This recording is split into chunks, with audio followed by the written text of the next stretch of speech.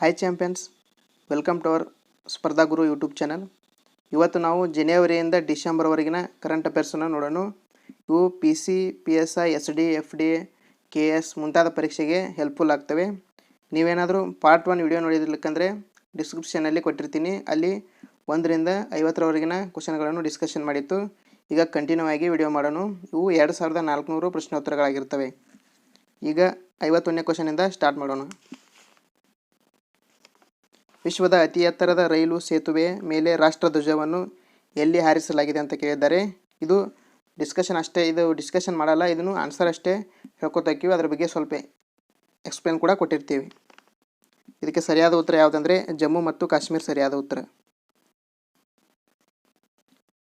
ಇತ್ತೀಚೆಗೆ UK ಪಾರ್ಲಿಮೆಂಟ್ನಿಂದ strong women icon ಪ್ರಶಸ್ತಿಯನ್ನು ಯಾರಿಗೆ ನೀಡಲಾಗಿತ್ತು ಅಂತ ಕೇಳಿದ್ದಾರೆ. ಇದಕ್ಕೆ ಸರಿಯಾದ ಉತ್ತರ ಮೈರಾ ಗೋವರ್ ಅವರು ಸರಿಯಾದ ಉತ್ತರವಾಗಿದೆ.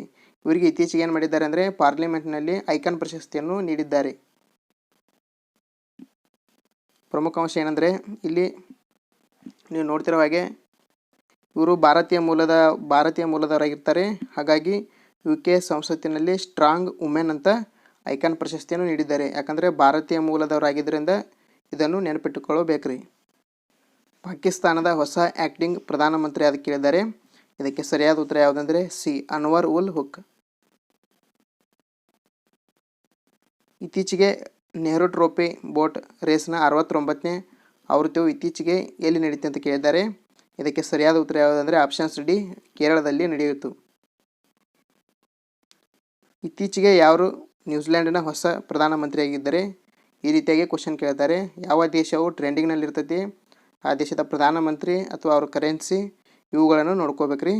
ಹೀಗಾಗಿ ಇದಕ್ಕೆ ಸರಿಯಾದ ಉತ್ತರ ಯಾವುದಂದರೆ ಆಪ್ಷನ್ಸ್ ಬಿ ಕ್ರಿಸ್ ಹಿಪ್ಕಿನ್ಸ್. ಪ್ರಮುಖ ಅಂಶ ನೋಡ್ರಿ, ಇಲ್ಲಿ ಚಿಪ್ಪಿ ಎಂದು ಕರೆಯಲ್ಪಡುವ ಹಿಪ್ಕಿನ್ಸ್ ಅವರು COVID-19ಗೆ ಪ್ರತಿಕ್ರಿಯೆಯಲ್ಲಿ ಪ್ರಮುಖ ಪಾತ್ರವನ್ನು ವಹಿಸಿದ್ದಾರೆ. ಅದೇ ರೀತಿ ನ್ಯೂಜಿಲೆಂಡ್ ಪ್ರಧಾನಮಂತ್ರಿ ಯಾರಂತ ಗೊತ್ತಾಯಿತು. ಅದೇ ರೀತಿ ಇವರ ರಾಜಧಾನಿ ನೋಡೋದಾದರೆ ನ್ಯೂಜಿಲೆಂಡ್ದು ವೆಲ್ಲಿಂಗ್ಟನ್ನು. ಕರೆನ್ಸಿ ಯಾವುದಂದರೆ ನ್ಯೂಜಿಲೆಂಡ್ ಡಾಲರು, ವೆರಿ ಇಂಪಾರ್ಟೆಂಟು. ಗಣರಾಜ್ಯೋತ್ಸವ 2024ರ ಮುಖ್ಯ ಅತಿಥಿಯಾಗಿ ಯಾವ ದೇಶದ ಅಧ್ಯಕ್ಷರು ಭಾಗವಹಿಸುತ್ತಾರೆ ಅಂತ ಕೇಳಿದ್ದಾರೆ. ಇದು ಮೋಸ್ಟ್ ಇಂಪಾರ್ಟೆಂಟ್ ಕ್ವಶನ್ ರೀ. ಅಮೇರಿಕದ ಅಧ್ಯಕ್ಷರು ಭಾಗವಹಿಸುತ್ತಾರೆ. ಇನ್ನೇನು ಜನವರಿ 28ಕ್ಕೆ DR ಎಕ್ಸಾಮ್ ಇದೆ. ಆ ಎಕ್ಸಾಮ್ನಲ್ಲಿ ಕೇಳುವ ಸಂಭವನೀಯತೆಯು ಜಾಸ್ತಿ ಆಗಿದೆ ನೋಡಿ ಸ್ನೇಹಿತರೆ. ಪ್ರಮುಖ ಅಂಶ ಏನಂದರೆ USA ಅಧ್ಯಕ್ಷ ಯಾರಿ ಜೋ ಬೈಡೆನ್ ಅವರು 2024 ಜನವರಿ 26ರಂದು ಭಾರತದ ಗಣರಾಜ್ಯೋತ್ಸವ ಸಮಾರಂಭದಲ್ಲಿ ಮುಖ್ಯ ಅತಿಥಿಯಾಗಿ ಪ್ರಧಾನಮಂತ್ರಿ ನರೇಂದ್ರ ಮೋದಿ ಅವರಿಗೆ ಅವರು ಆಹ್ವಾನ ಮಾಡಿದ್ದಾರೆ. ಇದೇ ರೀತಿ ಮೊದಲು 2026 ಜನವರಿ 23ರಂದು ಯಾರು ಬಂದಿದ್ದಾರೆ ಅಂದರೆ ಈಜಿಪ್ಟ್ನ ಅಧ್ಯಕ್ಷ ಯಾರಂದರೆ ಅಬ್ದುಲ್ ಫತಾಹ್ ಅಲ್ ಸಿಸಿ ಅವರು ಬಂದಿದ್ದರು. ಇದನ್ನು ಯಾವ ರೀತಿ ಅಂದರೆ ನಿಮ್ಮ ಮಾನ್ಯ ನಡೆದ KA ಎಕ್ಸಾಮ್ನಲ್ಲಿ ಕೇಳಿದರು, ಯಾರು ಅತಿಥಿಯಾಗಿ ಬಂದಿದ್ದರು ಅಂತ ಕೇಳಿದರು. ಅದೇ ರೀತಿ ಈಜಿಪ್ಟ್ ಮೇಲೆ 1-2 ಕ್ವಶನ್ಗಳು ಬಂದಿದ್ದವು. ಅದೇ ರೀತಿ ಈ ವರ್ಷ ಏನು ಮಾಡ್ತಾರೆ ಅಂದರೆ ಅಮೇರಿಕದ ಅಧ್ಯಕ್ಷರ ಜೋ ಬೈಡೆನ್ ಬರುವ ಕಾರಣ ಸಂಬಂಧಪಟ್ಟ ಮಾಹಿತಿಯನ್ನು ನೀವು ನೆನಪಿಟ್ಟುಕೊಳ್ಳ್ರಿ. ಯಾವ ಸ್ವತಂತ್ರ ಹೋರಾಟಗಾರರ ಜನ್ಮ ವಾರ್ಷಿಕೋತ್ಸವದ ನೆನಪಿಗಾಗಿ ಪರಾಕ್ರಮ್ ದಿವಸವನ್ನು ಆಚರಿಸಲಾಗುತ್ತದೆ ಅಂತ ಕೇಳಿದ್ದಾರೆ. ಇದೆಲ್ಲ ನಿಮ್ಗೆ ಗೊತ್ತಿರೋ ಹಾಗೆ ನಾಯಕ ಸುಭಾಷ್ ಚಂದ್ರ ಬೋಸ್ ಅವರ ಜನ್ಮದಿನವಾಗಿ ಏನು ಮಾಡ್ತಾರೆ ಅಂದರೆ ಪರಾಕ್ರಮ್ ದಿವಸವನ್ನು ಆಚರಣೆ ಮಾಡ್ತಾರೆ. ಇಲ್ಲಿ ನೋಡೋದಾದರೆ ಪ್ರಸಿದ್ಧ ಸ್ವಾತಂತ್ರ್ಯ ಹೋರಾಟಗಾರರ ನೇತಾಜಿ ಸುಭಾಷ್ ಚಂದ್ರ ಬೋಸ್ ಅವರ ಜನ್ಮದಿನ ನೆನಪಿಗಾಗಿ ಪರಾಕ್ರಮ ದಿವಸವನ್ನು ಆಚರಣೆ ಮಾಡ್ತಾರೆ. ಯಾವಾಗಂದರೆ ಜನವರಿ 23ರಂದು ಪರಾಕ್ರಮ ದಿನಾಚರಣೆ ಆಚರಣೆ ಮಾಡ್ತಾರೆ. ಇತ್ತೀಚೆಗೆ ಏಷ್ಯನ್ ಗೇಮ್ಸ್ ಉದ್ಘಾಟನಾ ಸಮಾರಂಭದಲ್ಲಿ ಭಾರತೀಯ ತಂಡದ ಧ್ವಜಧಾರಿಯಾಗಿ ಯಾರನ್ನು ನೇಮಕ ಮಾಡಲಾಗಿದೆ ಅಂತ ಕೇಳಿದ್ದಾರೆ. ಇದಕ್ಕೆ ಸರಿಯಾದ ಉತ್ತರ ಯಾವುದಂದರೆ ಎ ಮತ್ತು ಬಿ ಅಂದರೆ ಲೋವಿನಾ ಬೊರ್ಗೊಹೈನ್ ಮತ್ತು ಹರ್ಮನ್ಪ್ರೀತ್ ಸಿಂಗ್. ಇದು ಮೋಸ್ಟ್ ಇಂಪಾರ್ಟೆಂಟ್ ಕ್ವಶನ್ ರೀ. 19ನೇ ಏಷ್ಯನ್ ಗೇಮ್ಸ್ ನಡೀತೈತಿ. 19ನೇ ಏಷ್ಯನ್ ಗೇಮ್ಸ್ ಎಲ್ಲಿ ನಡೀತೈತಿ ಅಂದರೆ ಚೀನಾದ ಹ್ಯಾಂಗ್ಜೌನಲ್ಲಿ ಸೆಪ್ಟೆಂಬರ್ 23ರಿಂದ ಅಕ್ಟೋಬರ್ 8ನೇ ತಾರೀಕು ತನಕ ನಡೀತೈತಿ ರೀ. ಇದು ಏಷ್ಯನ್ ಗೇಮ್ಸನ್ನು ಪ್ರತಿ 4 ವರ್ಷಗಳೊಮ್ಮೆಗೆ ಆಯೋಜನೆ ಮಾಡ್ತಾರೆ. ಪ್ರಾರಂಭವಾಗಿದ್ದವಾಗ ಅಂದರೆ 1951. ಅದೇ ರೀತಿ ಏಷ್ಯನ್ ಗೇಮ್ಸ್ನ ಆರ್ಗನೈಸೇಷನ್ ಯಾರಂದರೆ Olympics council of Asia OCN ಅವರು ಏಷ್ಯನ್ ಗೇಮ್ಸನ್ನು ಏರ್ಪಡಿಸುತ್ತಾರೆ. ICC ODI ಶ್ರೇಯಾಂಕದಲ್ಲಿ ಇತ್ತೀಚೆಗೆ ಯಾರು ಅಗ್ರಸ್ಥಾನ ಬೌಲರ್ ಆಗಿದ್ದಾರೆ ಕೇಳಿದರೆ ಇದಕ್ಕೆ ಸರಿಯಾದ ಉತ್ತರ ಮೊಹಮ್ಮದ್ ಸಿರಾಜ್ RCB ತಂಡದ ಬೌಲರ್ ಆಗಿದ್ದಾರೆ. ಹಳೆಯ ಸಂಸತ್ ಭವನವನ್ನು ಉದ್ದೇಶಿಸಿ ಪ್ರಧಾನಿ ನರೇಂದ್ರ ಮೋದಿ ಅವರು ಯಾವ ಹೆಸರಿನಲ್ಲಿ ಮಾತನಾಡಿದ್ದಾರೆ ಅಂತ ಕೇಳಿದರೆ ಇದಕ್ಕೆ ಸರಿಯಾದ ಉತ್ತರ ಯಾವುದಂದರೆ ಸಂವಿಧಾನ ಭವನ ಎಂದು ಕೂಡ ಮಾತನಾಡಿದ್ದಾರೆ. ಹಳೆಯ ಸಂಸತ್ ಭವನವನ್ನು ಸಂವಿಧಾನ ಸದನ ಎಂದು ಪ್ರಧಾನಿ ನರೇಂದ್ರ ಮೋದಿ ಅವರು ಸಲಹೆ ನೀಡಿದ್ದಾರೆ. ಹೊಸ ಸಂಸತ್ ಕಟ್ಟಡ ಏನು ಮಾಡಿದ್ದಾರೆ ಅಂದರೆ ಉದ್ಘಾಟನೆ ಮಾಡಿದರು ನರೇಂದ್ರ ಮೋದಿ. ಅದರ ವಾಸ್ತುಶಿಲ್ಪ ಯಾರಂದರೆ ವಿಮಲ್ ಪಟೇಲ್ ಅವರು.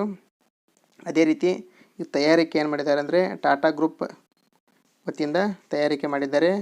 ಮೊದಲ ರಾಷ್ಟ್ರಧ್ವಜ ಯಾವುದು ಅಂದರೆ ಜಗದೀಪ್ ಧನ್ಕರ್ ಅಂತ ತಿಳಿಸಿದ್ದಾರೆ, ಅವರು ಹೇಳಿದ್ದಾರೆ.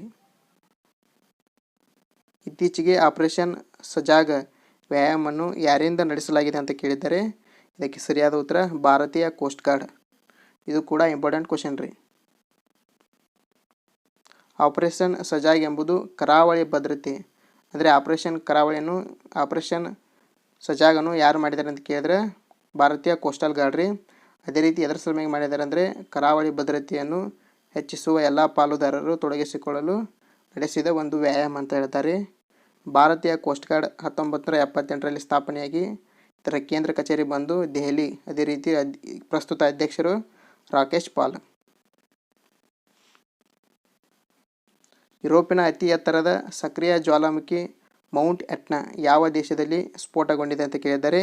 It is most important geography topic ರೀ ಇದು ಭಾಳ ಇಂಪಾರ್ಟೆಂಟ್ ರೀ. ಇದಕ್ಕೆ ಸರಿಯಾದ ಉತ್ತರ ಯಾವುದಂದರೆ ಇಟಲಿ ನೋಡ್ರಿ. ಮೌಂಟ್ ಎಟ್ನಾ ಜ್ವಾಲಾಮುಖಿಯು ಇಟಲಿಯ ಸಿಸಿಲಿಯ ಪೂರ್ವ ಕರಾವಳಿಯಲ್ಲಿದೆ. ಇದರ ಎತ್ತರ ಸುಮಾರು ಎಷ್ಟೈತೆ ಅಂದರೆ 3357 ಮೀಟರ್ ಆಗಿದೆ. ಇದು ಯುರೋಪಿನಲ್ಲಿ ಅತಿ ಹೆಚ್ಚು ಸಕ್ರಿಯ ಜ್ವಾಲಾಮುಖವಾಗಿದೆ. ಅದೇ ರೀತಿ ಜಾಗತಿಕವಾಗಿ ಅತ್ಯಂತ ಸಕ್ರಿಯ ಜ್ವಾಲಾಮುಖಿಗಳು ಒಂದಾಗಿದೆ. ಅಂದರೆ ಯುರೋಪ್ನಲ್ಲಿ ಕಂಡುಬರೋದು ಮೌಂಟ್ ಎಟ್ನಾ ಅಂತ ನೆನಪಿಟ್ಟುಕೊಳ್ರಿ. ಕಾರ್ಬನ್ ಲೈಟ್ ಮೆಟ್ರೋ ಟ್ರಾವೆಲ್ ಎಂಬ ಉಪಕ್ರಮವನ್ನು ಯಾರು ಪ್ರಾರಂಭಿಸಿದರು ಅಂತ ಕೇಳಿದರೆ ಇದಕ್ಕೆ ಸರಿಯಾದ ಉತ್ತರ ಯಾವುದಂದರೆ Delhi metro. Delhi metro carbon metro travel ಎಂಬ ಹೊಸ ಯೋಜನೆಯನ್ನು ಪ್ರಾರಂಭಿಸಿದೆ. ಇಂಗಾಲದ ಹೊರಸೂಸುವಿಕೆ ಬಗ್ಗೆ ಜನರಿಗೆ ಅರಿವು ಮೂಡಿಸುವುದು ಇದರ ಉದ್ದೇಶವಾಗಿದೆ. ಯಾಕಂದರೆ ಇತ್ತೀಚೆಗೆ ಅತಿ ಹೆಚ್ಚು ಮಾಲಿನ್ಯ ನಗರ ಯಾವುದಂದರೆ ದೆಹಲಿ ಕೂಡ ಕಂಡುಬರುವ ಕಾರಣ ಈ ರೀತಿಯಾಗಿ ಒಂದು ಕಾರ್ಯಕ್ರಮವನ್ನು ಆಯೋಜಿಸಿದ್ದಾರೆ. ಇದನ್ನೇನು ಮಾಡ್ತಾರೆ ಅಂದರೆ ಭಾರತವು 2070ರ ವೇಳೆಗೆ ಈ ಗುರಿಯನ್ನು ಸಾಧಿಸಲು ಟೈಮನ್ನು ಹಾಕ್ಕೊಂಡಿದೆ. ಯಾವ ದೇಶವು FIDE ವಿಶ್ವ ಚಾಂಪಿಯನ್ಶಿಪ್ 2023 ಆಯೋಜಿಸಿದೆ ಅಂತ ಕೇಳಿದರೆ ಇದಕ್ಕೆ ಸರಿಯಾದ ಉತ್ತರ ಯಾವುದಂದರೆ ಕಜಕಿಸ್ತಾನ್. FIDE ಅಂತಾರಾಷ್ಟ್ರೀಯ ಚೆಸ್ ಫೆಡರೇಷನ್ ಇದನ್ನು ಸ್ಥಾಪನೆಯಾಗಿದ್ದು ಜುಲೈ 20, 1924ರಂದು. ಅದೇ ರೀತಿ ಇದರ ಹೆಡ್ ಕ್ವಾರ್ಟರ್ ಎಲ್ಲಿದೆ ಅಂದರೆ ಲಾಸೆನೆಯಲ್ಲಿ ಕಾಣ್ತೈತೆ ಅಂದರೆ ಸ್ವಿಟ್ಜರ್ಲ್ಯಾಂಡ್ದಲ್ಲಿ. ಅದೇ ರೀತಿ ಪ್ರಸ್ತುತ ಅಧ್ಯಕ್ಷ ಅಕಾರ್ಡಿ ಡೋರ್ಕೋವಿಚ್. ಇದರ ಉಪಾಧ್ಯಕ್ಷರು ಯಾರಂದರೆ ವಿಶ್ವನಾಥ್ ಆನಂದ್. ಅಂದರೆ ಇದರ ಅಪ್ಡೇಟ್ ಏನಂದರೆ ನಾರ್ವೆ 5 ಬಾರಿ ವಿಶ್ವಕಪ್ ಚಾಂಪಿಯನ್ ಮ್ಯಾಗ್ನಸ್ ಕಾರ್ಲೆಸನ್ FIDE ವಿಶ್ವಕಪ್ ಫೈನಲ್ ಮೊದಲ ಟ್ರೆಕ್ಬೇಕ್ನಲ್ಲಿ ಭಾರತದ 18 ವರ್ಷದ ಗ್ರ್ಯಾಂಡ್ ಮಾಸ್ಟರ್ ರಮೇಶ್ ಬಾಬು ಇವರೇನು ಮಾಡಿದ್ದಾರೆ ಅಂದರೆ ಪ್ರಜ್ಞಾನಂದ್ ಅವರನ್ನು ಸೋಲಿಸಿ ಈ ಮೂಲಕ ಪ್ರಶಸ್ತಿಯನ್ನು ಪಡೆದುಕೊಂಡಿದ್ದಾರೆ. ಸರ್ಕಾರಿ ಆಸ್ಪತ್ರೆಯಲ್ಲಿ IVF ಉಚಿತವಾಗಿರುವ ದೇಶದ ಮೊದಲ ರಾಜ್ಯ ಯಾವುದು ಅಂತ ಕೇಳಿದರೆ ಇದಕ್ಕೆ ಸರಿಯಾದ ಉತ್ತರ ಗೋವಾ. IVF ಚಿಕಿತ್ಸೆ ಉಚಿತವಾಗಿರುವ ದೇಶದ ಮೊದಲ ರಾಜ್ಯ ಅಂತ ಯಾವುದು ಕೇಳ್ಬೋದ್ರಿ. ಇದಕ್ಕೆ ಸರಿಯಾದ ಉತ್ತರ ಯಾವುದಂದರೆ ಗೋವಾ ಅಂತ ಹಾಕ್ತೀರಿ. ಅದೇ ರೀತಿ ಇಲ್ಲಿರುವ ಮುಖ್ಯಮಂತ್ರಿ ಯಾರು ಅಂತ ಕೇಳಿದರೆ ಪ್ರಮೋದ್ ಸಾವಂತ್. ಅವರು ಸೋಮವಾರ ಏನು ಮಾಡಿದ್ದಾರೆ ಅಂದರೆ ಗೋವಾ ವೈದ್ಯಕೀಯ ಕಾಲೇಜಿನಲ್ಲಿ ಅಸಿಸ್ಟೆಡ್ ರಿಪ್ರೊಡಕ್ಟಿವ್ ಟೆಕ್ನಾಲಜಿ ART ಮತ್ತು IUI ಸೌಲಭ್ಯವನ್ನು ಪ್ರಾರಂಭಿಸಿದ್ದಾರೆ. ಯಾವ ಬಾಲಿವುಡ್ ನಟಿಯನ್ನು ಎತಿಹಾದ್ ಏರ್ವೇಸ್ ತನ್ನ ಹೊಸ ಬ್ರ್ಯಾಂಡ್ ಅಂಬಾಸಿಡರ್ ಆಗಿ ಘೋಷಿಸಲಾಗಿದೆ ಅಂತ ಕೇಳಿದರೆ ಇದಕ್ಕೆ ಸರಿಯಾದ ಉತ್ತರ ಕತ್ರಿನಾ ಕೈಫ್. ಯುನೆಸ್ಕೋದ ವಿಶ್ವ ಪಾರಂಪರ್ಯ ತಾಣದಲ್ಲಿ ಇತ್ತೀಚೆಗೆ ಸೇರ್ಪಡೆಗೊಂಡ 41ನೇ ಭಾರತೀಯ ತಾಣ ಯಾವುದು ಅಂತ ಕೇಳಿದರೆ ಇದಕ್ಕೆ ಸರಿಯಾದ ಉತ್ತರ ಯಾವುದಂದರೆ ಶಾಂತಿನಿಕೇತನ್. ಪ್ರಮುಖ ಅಂಶಗಳೇನೆಂದರೆ ವೇಟ್ ಮಾಡಿ ಸ್ನೇಹಿತರೆ, ಸ್ಲೈಡ್ ವೇರಿಯೇಷನ್ ಆಗಿದೆ. ಅದೇ ರೀತಿ ಅತ್ಯುತ್ತಮ ನಟಿಗಾಗಿ ಆಸ್ಕರ್ ನಾಮನಿರ್ದೇಶನ ಪಡೆದ ಮೊದಲ ಏಷ್ಯನ್ ಮಹಿಳೆ ಯಾರು ಅಂತ ಕೇಳಿದ್ದಾರೆ. ಇದಕ್ಕೆ ಸರಿಯಾದ ಉತ್ತರ ಯಾವುದಂದರೆ ಮಿಚೆಲ್ ಯೋ ಅವರು ಆಸ್ಕರ್ ನಾಮನಿರ್ದೇಶನ ಪಡೆದ ಮೊದಲ ಏಷ್ಯನ್ ಮಹಿಳೆಯಾಗಿ ಹೊರಹೊಮ್ಮಿದ್ದಾರೆ.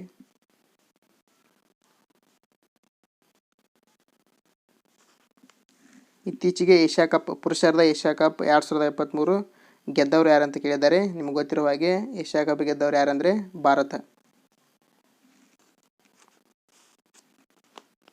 ಕೊಲಂಬೋದಲ್ಲಿ ಶ್ರೀಲಂಕಾವನ್ನು 10 ವಿಕೆಟ್ಗಳಿಂದ ಸೋಲಿಸುವ ಮೂಲಕ ಏನು ಮಾಡಿತ್ತು, ಭಾರತ ಏಷ್ಯಾ ಕಪ್ 2023ರಲ್ಲಿ ಪ್ರಶಸ್ತಿಯನ್ನು ಗೆದ್ದುಕೊಂಡಿದೆ.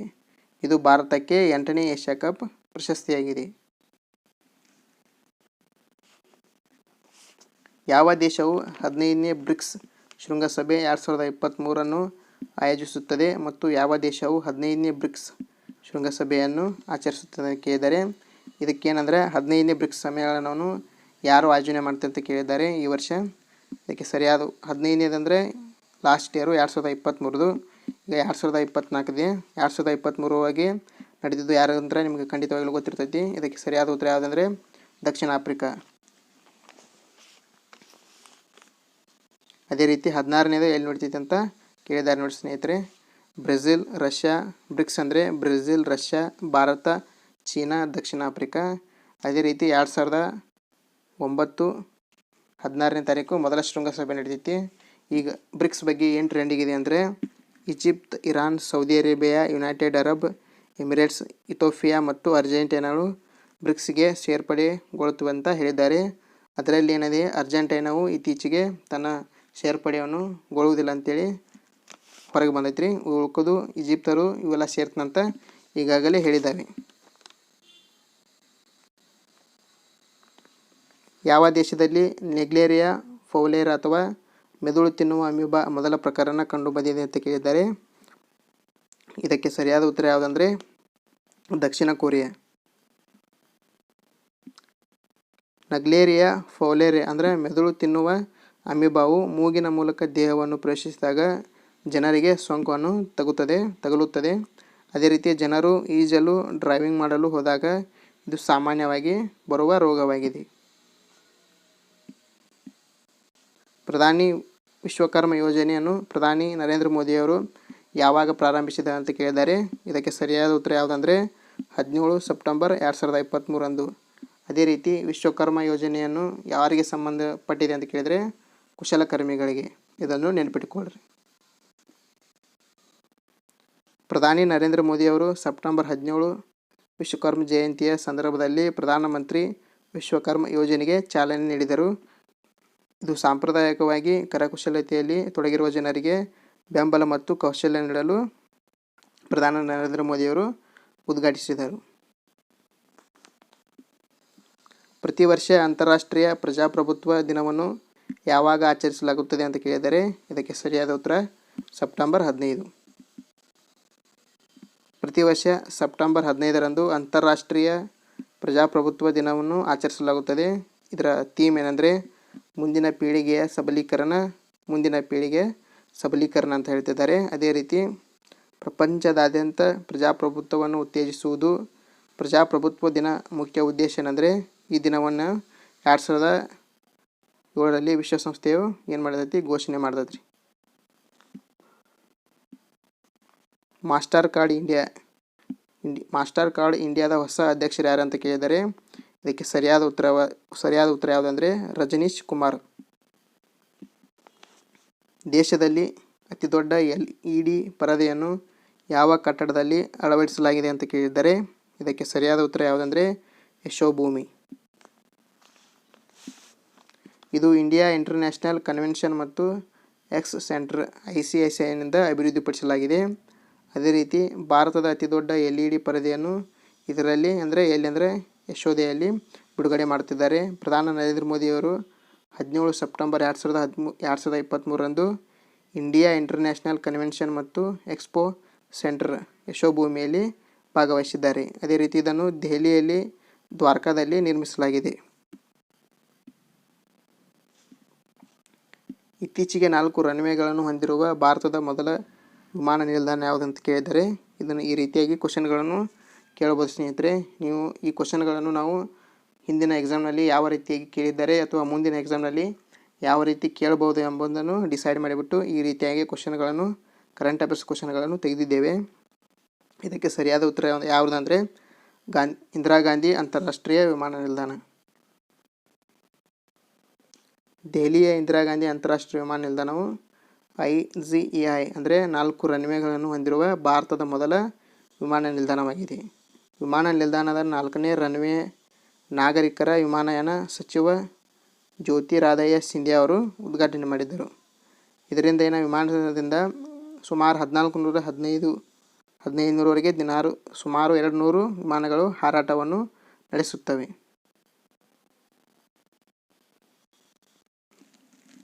ಇತ್ತೀಚೆಗೆ ರಾಷ್ಟ್ರೀಯ ಬಹು ಆಯಾಮದ ಬಡತನ ಸೂಚ್ಯಂಕ ಬಿಡುಗಡೆ ಮಾಡಿದ್ದಾರೆ ಯಾರಂತ ಕೇಳಿದ್ದಾರೆ. ಇದಕ್ಕೆ ಸರಿಯಾದ ಉತ್ತರ ಯಾವುದಂದರೆ ನೀತಿ ಆಯೋಗ. ನೀತಿ ಆಯೋಗವು ರಾಷ್ಟ್ರೀಯ ಬಹು ಆಯಾಮದ ಬಡತನ ಸೂಚ್ಯಂಕವನ್ನು ಒಂದು ಪ್ರಗತಿ ಪರಿಶೀಲನೆ 2023 ಪ್ರಕಾರ 2015ರಿಂದ 2019-20 ಒಟ್ಟು ದಾಖಲೆ ಎಷ್ಟಂದರೆ 13.5% ಗಟ್ಟಲೆ ಜನರು ಬಹು ಆಯಾಮದ ಬಡತನದಿಂದ ಮುಕ್ತರಾಗಿದ್ದಾರೆ. ನೀತಿ ಆಯೋಗದ ಅಧ್ಯಕ್ಷರು ಯಾರಂದರೆ ನರೇಂದ್ರ ಮೋದಿಯವರು. ಅದೇ ರೀತಿ ನೀತಿ ಆಯೋಗದ ಉಪಾಧ್ಯಕ್ಷರು ಪ್ರಸ್ತುತ ಯಾರಂದರೆ ಸುಮನ್ ಬೇರಿ ಅವರು. ಅದೇ ರೀತಿ ನೀತಿ ಆಯೋಗದ CEO ಆಗಿ BBR Subrahmanyam. Odisha artificial intelligence AI news ಆ್ಯಂಕರನ್ನು ಪ್ರಾರಂಭಿಸಿದೆ. ಇದರ ಹೆಸರು ಏನಂತ ಕೇಳಿದರೆ ಇಂಪಾರ್ಟೆಂಟ್ ಕ್ವಶನ್ ರೀ. ಇದಕ್ಕೆ ಸರಿಯಾದ ಉತ್ತರ ಯಾವುದಂದರೆ ಲೀಸಾ. ಯಾವ ಆಸ್ಟ್ರೇಲಿಯನ್ ನಗರವು ಕಾಮನ್ವೆಲ್ತ್ ಗೇಮ್ಸ್ನಲ್ಲಿ 2026 ಆಯೋಜಿಸುವುದರಿಂದ ಹಿಂದೆ ಸರಿಯಲು ನಿರ್ಧರಿಸಿದೆ? ಇದಕ್ಕೆ ಸರಿಯಾದ ಉತ್ತರ ಯಾವುದಂದರೆ ವಿಕ್ಟೋರಿಯಾ. ವಿಕ್ಟೋರಿಯಾ ಮೊದಲು ಆಸ್ಟ್ರೇಲಿಯಾ ನಗರದಲ್ಲಿ ಏನು ಮಾಡ್ತಿತ್ತಂದರೆ ಕಾಮನ್ವೆಲ್ತ್ ಗೇಮ್ಸನ್ನು ನಡೆಸಲು ಆಯೋಜಿಸಿತ್ತು. ಈಗ ಅದನ್ನು ಹಿಂದೆ ತೆಗೆದುಕೊಳ್ಳಲು ನಿರ್ಧರಿಸಿದೆ. ವಿಕ್ಟೋರಿಯಾ ಪ್ರೀಮಿಯರ್ ಡಾನ್ ಆಂಡ್ರೋಸ್ ತನ್ನ ರಾಜ್ಯವು ಸಂಘಟಿಸುವ ವೆಚ್ಚವಾಗಲು ಅಂದಾಜು $7 ಶತಕೋಟಿಗೆ ಸಿದ್ಧವಾಗಿಲ್ಲ ಎಂದು ಹೇಳಿದರು. ಇದೇ ರೀತಿ 12 ದಿನಗಳ ಕಾಮನ್ವೆಲ್ತ್ ಕ್ರೀಡಾಕೂಟವನ್ನು 2026ರಲ್ಲಿ ಆಸ್ಟ್ರೇಲಿಯಾದ ವಿಕ್ಟೋರಿಯಾದಲ್ಲಿ ನಡೆಸಲು ಉದ್ದೇಶಿಸಲಾಗಿತ್ತು. ಮೊದಲು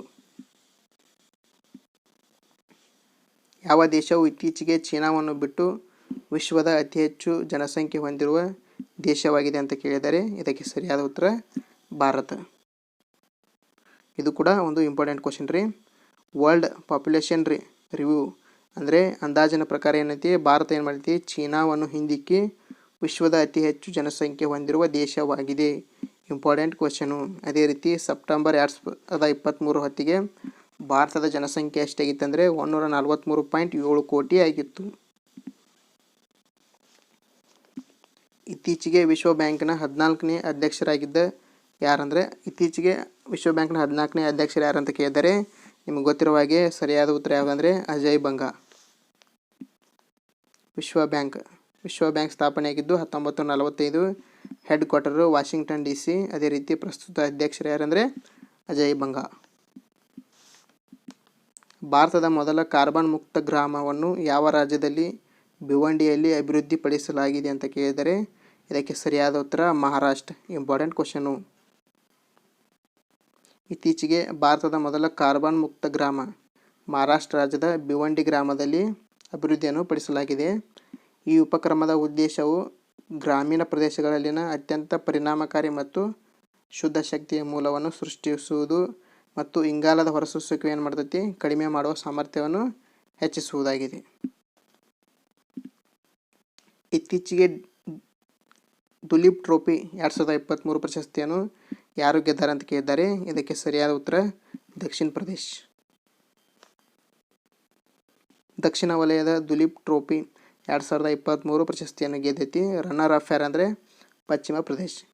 2023 ದುಲೀಪ್ ಟ್ರೋಫಿ ಎಷ್ಟನೇದ ಆವೃತ್ತಿ ಆಗಿತ್ತಂದರೆ 60ನೇ ಆವೃತ್ತಿ ಆಗಿತ್ತು. ವಿಶ್ವ ಆರ್ಥಿಕ ವೇದಿಕೆ ಶೃಂಗಸಭೆ 2023 ಎಲ್ಲಿ ನಡೆಯ ಅಂತ ಕೇಳಿದ್ದಾರೆ. ಇದು ಇಂಪಾರ್ಟೆಂಟ್ ಕ್ವಶನು. ಇದಕ್ಕೆ ಸರಿಯಾದ ಉತ್ತರ ಯಾವುದಂದರೆ ದಾವೋಸ್ ಇರುವುದು ಸ್ವಿಟ್ಜರ್ಲ್ಯಾಂಡ್ನಲ್ಲಿ. ಯಾವ ರಾಜವಂಶದ ಕೊನೆಯ ನಿಜಾಮನು ಮೊಮ್ಮಗ ಮುಕರಂ ಜಹಾ ನಿಧನರಾದರು ಅಂತ ಕೇಳಿದ್ದಾರೆ. ಇದಕ್ಕೆ ಸರಿಯಾದ ಉತ್ತರ ಯಾವುದಂದರೆ, ಇದು ಇಷ್ಟು ಕ್ವಶನ್ ಆಗಿರೋದಂದರೆ ಇದಕ್ಕೆ ಸರಿಯಾದ ಉತ್ತರ ಹೈದರಾಬಾದ್ನ ರಿಯಾಯತ್ನಲ್ಲಿ. ಹೈದರಾಬಾದ್ನ ಕೊನೆಯ ಮತ್ತು 8ನೇ ನಿಜಾಮ ನವಾಜ್ ಮೀರ್ ಬರ್ಕತ್ ಅಲಿ ಖಾನ್ ಮಶಾಲನ ಮುಕರಮ್ ಜಹಾ ಬಹದ್ದೂರ್ ನಿಧನರಾಗಿದ್ದಾರೆ. ಅವರು ಕಳೆದ ದಶಕದಿಂದ ಟರ್ಕಿಯಲ್ಲಿ ವಾಸಿಸುತ್ತಿದ್ದರು. ಅಂತಾರಾಷ್ಟ್ರೀಯ ಬಹು ಆಯಾಮದ ಬಡತನ ಸೂಚ್ಯಂಕ ಪ್ರಕಾರ ಯಾವ ರಾಜ್ಯವು ಅತಿ ಹೆಚ್ಚು ಬಡತನವನ್ನು ಹೊಂದಿದೆ? Important question. ಇದು ಸರಿಯಾದ ಉತ್ತರ ಬಿಹಾರ್. ನೀತಿ ಆಯೋಗದ ದೇಶದ ಮೊದಲ ಬಹು ಆಯಾಮದ ಬಡತನವನ್ನು ಸೂಚ್ಯಂಕವನ್ನು ಬಿಡುಗಡೆ ಮಾಡೈತೆ. ರಾಷ್ಟ್ರೀಯ ಸೂಚ್ಯಂಕದ ಪ್ರಕಾರ ಬಿಹಾರ ರಾಜ್ಯ ಏನಾಗೈತಿ, ಬಿಹಾರ ರಾಜ್ಯವು ಅತ್ಯಂತ ಬಡ ರಾಜ್ಯವಾಗಿದೆ. ಅಲ್ಲಿ ಅಂದ್ರೆ 51.91% ಜನಸಂಖ್ಯೆಯು ಬಡವರು. ಇದರ ನಂತರ ಸೆಕೆಂಡ್ ಯಾವುದಂದರೆ ಜಾರ್ಖಂಡ್, ಥರ್ಡು ಉತ್ತರ ಪ್ರದೇಶ್, ಅದೇ ರೀತಿ ಮಧ್ಯಪ್ರದೇಶ್. ಈ ವಿಷಯದಲ್ಲಿ ಕೇರಳವೇ ಬೆಸ್ಟ್, ಅಂದರೆ ಕೇರಳವು ಇದರಲ್ಲಿ ಇಂಪ್ರೂವ್ ಆಗಿದೆ ಅಂತ. ಇತ್ತೀಚೆಗೆ ಮೆಗಾ ಟ್ರೀ ಪ್ಲಾಂಟೇಶನ್ ಅಭಿಯಾನವನ್ನು ಯಾರು ಪ್ರಾರಂಭಿಸಿದರು ಅಂತ ಕೇಳ್ತಿದ್ದಾರೆ. ಇದಕ್ಕೆ ಸರಿಯಾದ ಉತ್ತರ ನಿಮಗೆಲ್ಲ ಗೊತ್ತಿರುವ ಹಾಗೆ ಇದಕ್ಕೆ ಸರಿಯಾದ ಉತ್ತರ ಯಾವುದಂದರೆ ಉತ್ತರ ಪ್ರದೇಶ್. ಉತ್ತರ ಪ್ರದೇಶ ಸರ್ಕಾರವು ಬೃಹತ್ ಮರ ನೆಡುವ ಅಭಿಯಾನವನ್ನು ಪ್ರಾರಂಭಿಸಿತ್ತು. ಹೀಗಾಗಿ ಉತ್ತರ ಪ್ರದೇಶ ಸರ್ಕಾರ ಎಷ್ಟಂದರೆ 35 ಕೋಟಿಗೂ ಹೆಚ್ಚು ಸಸಿಗಳನ್ನು ನೆಡುವ ಗುರಿಯನ್ನು ಹೊಂದಿದೆ. ಮೆಗಾ ಟ್ರೀ ಪ್ಲಾಂಟೇಶನ್ ಅಭಿಯಾನದ ಥೀಮ್ ಏನಂದರೆ ಮರಗಳನ್ನು ನೆಡಿ, ಮರಗಳನ್ನು ಉಳಿಸಿ. Important question. ಅಲ್ಲಿನ ಮುಖ್ಯಮಂತ್ರಿ ಯಾರಂದರೆ ಯೋಗಿ ಆದಿತ್ಯನಾಥ್ ಅವರು ಬಿಜ್ನೋರ್ನ ಮಿದುರಕುಟಿ ಆಶ್ರಮದಲ್ಲಿ ಸಸಿಗಳನ್ನು ನೆಡುವ ಮೂಲಕ ಅಭಿಯಾನಕ್ಕೆ ಚಾಲನೆಯನ್ನು ನೀಡಿದರು. ಇದೇ ರೀತಿಯಾಗಿ 35 ಕೋಟಿಗೂ ಹೆಚ್ಚು ಸಸಿಗಳನ್ನು ನೆಡಲು ಪ್ರಾರಂಭಿಸುತ್ತಾರೆ. ಹಣಕಾಸು ಸಚಿವೆ ನಿರ್ಮಲಾ ಸೀತಾರಾಮನ್ ಅವರು GST ಭವನವನ್ನು ಎಲ್ಲಿ ಉದ್ಘಾಟಿಸಿದರು ಅಂತ ಕೇಳ್ತಿದ್ದಾರೆ. ಇದಕ್ಕೆ ಸರಿಯಾದ ಉತ್ತರ ಯಾವುದಂದರೆ ಅಗರ್ತಲಾ. ಹಣಕಾಸು ಸಚಿವೆ ಯಾರಾದಾರ ಅಂದರೆ ನಿರ್ಮಲಾ ಸೀತಾರಾಮನ್ ಅವರು ಏನು ಮಾಡಿದ್ದಾರೆ, ತ್ರಿಪುರಾದ ರಾಜಧಾನಿಯಾದ ಅಗರ್ತಲಾದಲ್ಲಿ GST ಭವನವನ್ನು ಉದ್ಘಾಟನೆ ಮಾಡಿದ್ದಾರೆ. ಅದೇ ರೀತಿ GST ಭವನವು ಸಾಮಾನ್ಯ ನಾಗರಿಕರಿಗೆ GST ಸಂಬಂಧಿತ ವಿಷಯಗಳಿಗೆ ಉತ್ತಮ ಪ್ರವೇಶವನ್ನು ಒದಗಿಸುತ್ತದೆ ಮತ್ತು ಅಧಿಕಾರಿಗಳೊಂದಿಗೆ ಅವರ ಸಂವಾದವನ್ನು ಏನು ಮಾಡ್ತೈತಿ, ಸುಲಭಗೊಳಿಸುತ್ತದೆ. ದೃಷ್ಟಿ ವಿಕಲಚೇತನರಿಗಾಗಿ ಅಂಧತ್ವ ನಿಯಂತ್ರಣ ನೀತಿಯನ್ನು ಜಾರಿಗೆ ತಂದ ಮೊದಲ ರಾಜ್ಯ ಯಾವುದು ಅಂತ ಕೇಳಿದ್ದಾರೆ. ಇದಕ್ಕೆ ಸರಿಯಾದ ಉತ್ತರ ಯಾವುದಂದರೆ ರಾಜಸ್ಥಾನ್. ಅಂಧತ್ವವನ್ನು ನಿಯಂತ್ರಿಸಿದ ದೇಶದ ಮೊದಲ ರಾಜ್ಯ ಎಂಬ ಹೆಗ್ಗಳಿಕೆ ಯಾರಿಗಿದೆ ಅಂದರೆ ರಾಜಸ್ಥಾನಗೆ ಪಾತ್ರವಾಗಿದೆ. ರಾಜಸ್ಥಾನದಲ್ಲಿ ಅಂಧತ್ವ ನಿಯಂತ್ರಣ ನೀತಿಯನ್ನು ಜಾರಿಗೆ ತರಲಾಗಿದೆ. ದೇಶದಲ್ಲಿ ಮೊದಲ ಬಾರಿಗೆ ದೃಷ್ಟಿಹೀನತೆ ನಿಯಂತ್ರಣ ನೀತಿಯನ್ನು ರಾಜಸ್ಥಾನ ಸರ್ಕಾರವು ದೃಷ್ಟಿ ಹಕ್ಕನ್ನು ಜಾರಿಗೆಯನ್ನು ತರಲು ಉದ್ದೇಶಿಸಿದೆ. COP28 ಅಧ್ಯಕ್ಷರಾಗಿ ಇತ್ತೀಚೆಗೆ ಯಾರು ನೇಮಕಗೊಂಡಿದ್ದಾರೆ ಅಂತ ಕೇಳ್ತಿದ್ದಾರೆ. ಇದಕ್ಕೆ ಸರಿಯಾದ ಉತ್ತರ ಯಾವುದಂದರೆ ಸುಲ್ತಾನ್ ಅಹ್ಮದ್ ಅಲ್ ಜಾಬರ್. ಇದು ಇಂಪಾರ್ಟೆಂಟ್ ಕ್ವಶನು. ಸುಲ್ತಾನ್ ಅಹ್ಮದ್ ಅಲ್ ಜಾಬರ್ ಅವರು COP28ನ ಅಧ್ಯಕ್ಷರಾಗಿ ನೇಮಕವಾಗಿದ್ದಾರೆ. ಯುನೈಟೆಡ್ ಅರಬ್ ಎಮಿರೇಟ್ಸ್ ಅಂದರೆ ನವೆಂಬರ್ 30ರಿಂದ ಡಿಸೆಂಬರ್ 12ರವರೆಗೆ ಎಕ್ಸ್ಪೋರ್ಟ್ ಸಿಟಿ ಅಲ್ಲಿ ದುಬೈನಲ್ಲಿ ಏನು ಮಾಡ್ತೀವಿ ಅಂದರೆ COP28 ಆರಂಭಿಸಲಾಗಿದೆ. ಇತ್ತೀಚೆಗೆ ಭಾರತೀಯ ಮೂಲದ ಮನ್ಪ್ರೀತ್ ಮೋನಿಕಾ ಸಿಂಗ್ ಅವರು ಯಾವ ದೇಶದಲ್ಲಿ ಮೊದಲ ಮಹಿಳಾ ಸಿಖ್ ನ್ಯಾಯಾಧೀಶರಾಗಿ ಪ್ರಮಾಣವನ್ನು ಸ್ವೀಕರಿಸಿದ್ದಾರೆ ಅಂತ ಕೇಳ್ತಿದ್ದಾರೆ. ಇದಕ್ಕೆ ಸರಿಯಾದ ಉತ್ತರ ಯಾವುದಂದರೆ United States of America, UAE. ಭಾಳ ಇಂಪಾರ್ಟೆಂಟ್ ಕ್ವಶನು, USA. ಇದು ಭಾಳ ಇಂಪಾರ್ಟೆಂಟ್ ಕ್ವಶನು. ಇದನ್ನು ಕ್ವಶನನ್ನು ನೆನಪಿಟ್ಕೊಳ್ರಿ. ಅದೇ ರೀತಿ ಇತ್ತೀಚೆಗೆ ಕನಿಷ್ಠ ಆದಾಯ ಖಾತರಿ ಮಸೂದೆಯನ್ನು ಅಂಗೀಕರಿಸಿದ ಭಾರತದ ಮೊದಲ ರಾಜ್ಯ ಯಾವುದು ಅಂತ ಕೇಳ್ತಿದ್ದಾರೆ. ಇದಕ್ಕೆ ಕೂಡ ಸರಿಯಾದ ಉತ್ತರ ರಾಜಸ್ಥಾನ್. ವಿಧಾನಸಭೆಯ ರಾಜಸ್ಥಾನದ ಕನಿಷ್ಠ ಆದಾಯ ಖಾತರಿ ಮಸೂದೆಯನ್ನು 2023ರಲ್ಲಿ ಅಂಗೀಕರಿಸಿದೆ. ಇದರೊಂದಿಗೆ ರಾಜಸ್ಥಾನ್ ಈ ಮಸೂದೆಯನ್ನು ಮಂಡಿಸಿದ ಮೊದಲ ರಾಜ್ಯವಾಗಿದೆ. ಅದೇ ರೀತಿ ಈಗ ರಾಜಸ್ಥಾನದ ಎಲ್ಲ ಗ್ರಾಮೀಣ ಮತ್ತು ನಗರ ಕುಟುಂಬಗಳು ವರ್ಷದಲ್ಲಿ 125 ದಿನಗಳವರೆಗೆ ಖಚಿತವಾದ ಉದ್ಯೋಗವನ್ನು ಪಡೆಯುತ್ತವೆ.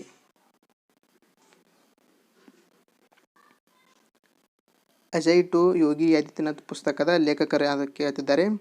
ಇದಕ್ಕೆ ಸರಿಯಾದ ಉತ್ತರ ಯಾವುದಂದರೆ ಶಾಂತನು ಗುಪ್ತಾ. ಭಾರತದಲ್ಲಿ ಎರಡನೇ ಅತಿ ಹೆಚ್ಚು ಅವಧಿಗೆ CM ಹುದ್ದೆಯನ್ನು ಅಲಂಕರಿಸಿದ ಮುಖ್ಯಮಂತ್ರಿ ಯಾರಂತ ಕೇಳ್ತಿದ್ದಾರೆ. ನಿಮಗೆ ಗೊತ್ತಿರೋ ಹಾಗೆ ಇದಕ್ಕೆ ಸರಿಯಾದ ಉತ್ತರ ನವೀನ್ ಪಟ್ನಾಯಕ್. ನವೀನ್ ಪಟ್ನಾಯಕ್ ಅವರು ಭಾರತದಲ್ಲಿ ರಾಜ್ಯವೊಂದರ ಎರಡನೇ ಅತಿ ಹೆಚ್ಚು ಅವಧಿಯ ಮುಖ್ಯಮಂತ್ರಿಯಾಗಿದ್ದಾರೆ. ಸಿಕ್ಕಿಂನ ಪವನ್ ಕುಮಾರ್ ಚಾಮಿಂಗ್ ಅವರ ನಂತರ ನವೀನ್ ಪಟ್ನಾಯಕ್ ಈಗ ಎರಡನೇ ಸ್ಥಾನದಲ್ಲಿದ್ದಾರೆ. ಇತ್ತೀಚೆಗೆ ಯಾವ ನಗರದಲ್ಲಿ ATM ಅನ್ನು ಪ್ರಾರಂಭಿಸಲಾಗಿದೆ ಅಂತ ಕೇಳಿದರೆ, ATM ಅಂದರೆ ನೀರಿನ ATM ಅನ್ನು ಎಲ್ಲಿ ಪ್ರಾರಂಭಿಸಲಾಗಿದೆ ಅಂತ ಕೇಳಿದರೆ ಇದಕ್ಕೆ ಸರಿಯಾದ ಉತ್ತರ ದೆಹಲಿ. ಕಾರ್ಗಿಲ್ ವಿಜಯ ದಿವಸ್ ಅನ್ನು ಪ್ರತಿ ವರ್ಷ ಯಾವಾಗ ಆಚರಿಸಲಾಗುತ್ತದೆ ಅಂತ ಕೇಳಿದರೆ ನಿಮಗೆ ಗೊತ್ತಿರುವ ಹಾಗೆ ಸರಿಯಾದ ಉತ್ತರ ಜುಲೈ 26. ಕಾರ್ಗಿಲ್ ಯುದ್ಧದಲ್ಲಿ ಹುತಾತ್ಮರಾದ ಸೈನಿಕರಿಗೆ ಏನು ಮಾಡ್ತಾರೆ, ಗೌರವ ನೀಡಲು ಮತ್ತು ಭಾರತೀಯ ಸಶಸ್ತ್ರ ಪಡೆಗಳ ಅದಮ್ಯ ಮನೋಭಾವ ಮತ್ತು ಸಮರ್ಪಣೆಯನ್ನು ಆಚರಿಸಲು ಕಾರ್ಗಿಲ್ ವಿಜಯ ದಿವಸವನ್ನು ಪ್ರತಿ ವರ್ಷ ಏನು ಮಾಡ್ತಾರೆ, ಭಾರತದಾದ್ಯಂತ ಜುಲೈ 26 ಅನ್ನು ಆಚರಿಸಲಾಗುತ್ತದೆ. ಕಾರ್ಗಿಲ್ ಯುದ್ಧವು 60 ದಿನಗಳ ಕಾಲ ನಡೆದಿತ್ತು. ಜುಲೈ 26, 1999ರಂದು ಯುದ್ಧವು ಕೊನೆಗೊಂಡಿತ್ತು. ಅದಾದ ನಂತರ ಜುಲೈ 26 ಕಾರ್ಗಿಲ್ ವಿಜಯ ದಿವಸ ಆಚರಣೆ ಮಾಡಲು ಪ್ರಾರಂಭಿಸುತ್ತಾರೆ. 2070ರ ವೇಳೆಗೆ ನಿವ್ವಳ ಶೂನ್ಯ ಗುರಿಯನ್ನು ಸಾಧಿಸಲು ಯಾವ ರಾಜ್ಯವು ಮಿಷನ್ ಡಾಕ್ಯುಮೆಂಟ್ ಅನ್ನು ಬಿಡುಗಡೆ ಮಾಡಿದೆ ಅಂತ ಕೇಳಿದ್ದಾರೆ. Important question. ಇದಕ್ಕೆ ಸರಿಯಾದ ಉತ್ತರ ಜಾರ್ಖಂಡ್. ಅರಣ್ಯ ಪರಿಸರ ಹವಾಮಾನ ಬದಲಾವಣೆ ಇಲಾಖೆ ಜಾರ್ಖಂಡ್ ರಾಜ್ಯ ಸರ್ಕಾರವು 2070ರ ವೇಳೆಗೆ ನಿವ್ವಳ ಶೂನ್ಯ ಗುರಿಯನ್ನು ಸಾಧಿಸಲು ಮಿಷನ್ ಡಾಕ್ಯುಮೆಂಟ್ ಅನ್ನು ಬಿಡುಗಡೆ ಮಾಡುತ್ತದೆ. ಹಾಗಾಗಿ ರಾಜ್ಯದಲ್ಲಿ ಆರ್ಥಿಕ ಬೆಳವಣಿಗೆ ಇರ್ಬೋದು, ಒಳಗೊಳ್ಳುವಿಕೆ, ಸಾಮಾಜಿಕ ಪ್ರಗತಿಯನ್ನು ಉತ್ತೇಜಿಸಲು ಮಾರ್ಗಸೂಚಿಯನ್ನು ಸಿದ್ಧಪಡಿಸುವುದು ಈ ಮಿಷನ್ ಡಾಕ್ಯುಮೆಂಟ್ನ ಮುಖ್ಯ ಉದ್ದೇಶವಾಗಿದೆ. ಯಾವ ಸಾಮಾಜಿಕ ಮಾಧ್ಯಮ ಪ್ಲಾಟ್ಫಾರ್ಮನ್ನು ತನ್ನ ಲೋಗೋವನ್ನು ಬದಲಾಯಿಸಿದೆ ಅಂತ ಕೇಳ್ತಿದ್ದಾರೆ. ಇದಕ್ಕೆ ಸರಿಯಾದ ಉತ್ತರ ಯಾವುದಂದರೆ ಟ್ವಿಟರ್ದು ಮೊದಲು ಬೇರೆ ಇತ್ತು ರೀ, ಈಗ ಈ ಸಿಂಬಾಲ್ ಮುಖಾಂತರ ಒಂದು ಹೊಸ ಲೋಗೋವನ್ನು ಇದನ್ನು ಮಾಡಿದ್ದಾರೆ. ಟ್ವಿಟರ್ ಸ್ಥಾಪನೆಯಾಗಿದ್ದು 21 ಮಾರ್ಚ್ 2006ರಂದು. ಹೆಡ್ ಕ್ವಾರ್ಟರು ಕ್ಯಾಲಿಫೋರ್ನಿಯಾ, USA ಕ್ಯಾಲಿಫೋರ್ನಿಯಾದಲ್ಲಿದೆ. ಇದರ ಪ್ರಸ್ತುತ CEO ಯಾರಂದರೆ ಲಿಂಡಾ ಯಾಕರಿನೋ. ಇಂಪಾರ್ಟೆಂಟ್ ಕ್ವಶನ್ ರೀ, ಇದನ್ನು ನೆನಪಿಟ್ಟುಕೊಳ್ರಿ.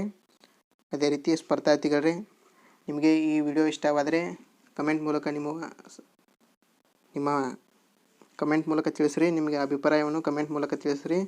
ಅದೇ ರೀತಿ ಈ ಕ್ವಶನನ್ನು ತಪ್ಪದೇ ಕಮೆಂಟ್ ಮೂಲಕ ನಿಮ್ಮ ಉತ್ತರವನ್ನು ತಿಳಿಸ್ರಿ. ಜೇನುನೊಣಗಳಿಗೆ ವಿಶ್ವದ ಮೊದಲ ಲಸಿಕೆಯನ್ನು ಯಾವ ದೇಶವು ಅನುಮೋದಿಸಿತು? ಕಮೆಂಟ್ ಮೂಲಕ ನಿಮ್ಮ ಉತ್ತರವನ್ನು ತಿಳಿಸಿ. ಇದೇ ರೀತಿ ಪಾರ್ಟ್ 3ಗಾಗಿ ನೀವು ತಪ್ಪದೇ ಸಬ್ಸ್ಕ್ರೈಬ್ ಮಾಡಿ ಮತ್ತು ನಿಮ್ಮ ಸ್ನೇಹಿತರಿಗೆ ಶೇರ್ ಮಾಡಿ. ಧನ್ಯವಾದಗಳು.